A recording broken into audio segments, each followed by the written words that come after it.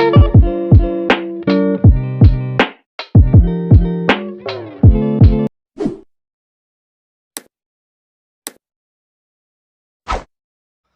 biologi disusun oleh Putri Patricia Sinambela. Selamat datang, saya akan menjelaskan tentang daur biokimia, khususnya daur sulfur. Apa itu daur biokimia?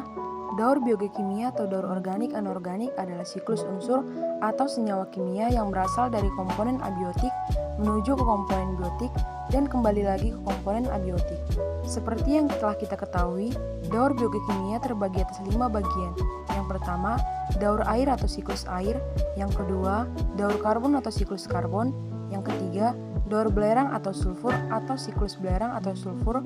Yang keempat, daur fosfor atau siklus fosfor. Dan yang kelima, daur nitrogen atau siklus nitrogen. Materi yang akan saya bahas di sini yaitu materi tentang daur sulfur.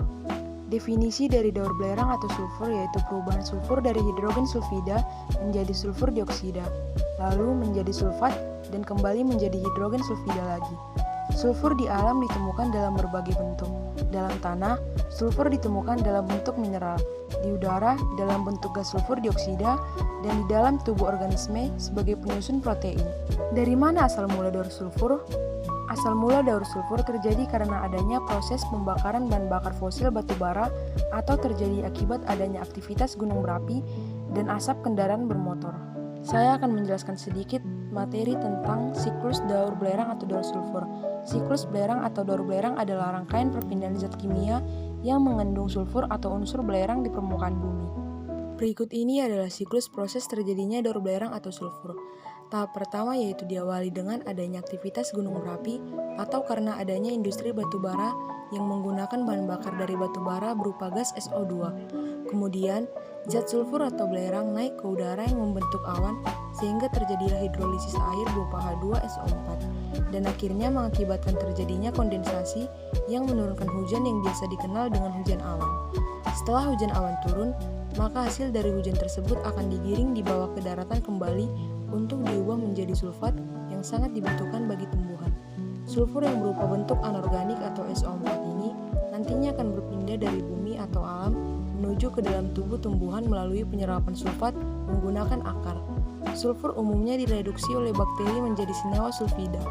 Namun kadang-kadang terdapat dalam bentuk yang lain seperti sulfur dioksida dan hidrogen. Hidrogen sulfida ini merupakan senyawa yang dihasilkan dari penguraian bahan bakar organik yang mati yang juga dapat mematikan makhluk hidup pada perairan. Daur sulfur ini selalu dibantu oleh unsur organisme lain untuk bisa menguraikan senyawa-senyawa menjadi sebuah unsur-unsur. Oleh karena itu, proses daur sulfur hanya akan dapat terjadi di darat saja dengan menggunakan bantuan bakteri, yaitu bakteri Desulfomaculum dan Desulfibro yang mereduksi sulfat berubah menjadi sulfida dalam bentuk hidrogen sulfida atau H2S.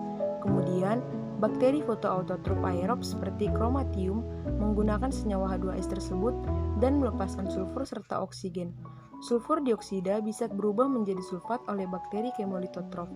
Setelah terbentuk sulfat, maka senyawa ini baru akan berpindah ke dalam tubuh makhluk hidup yang dibawa oleh tumbuhan. Sulfur yang diserap oleh tumbuhan adalah jenis sulfur bentuk sulfat atau SO4. Cukup sekian sampai di sini materi yang bisa saya sampaikan. Semoga bermanfaat dan jika ada kesalahan kata mohon dimaafkan. Sekian dan terima kasih.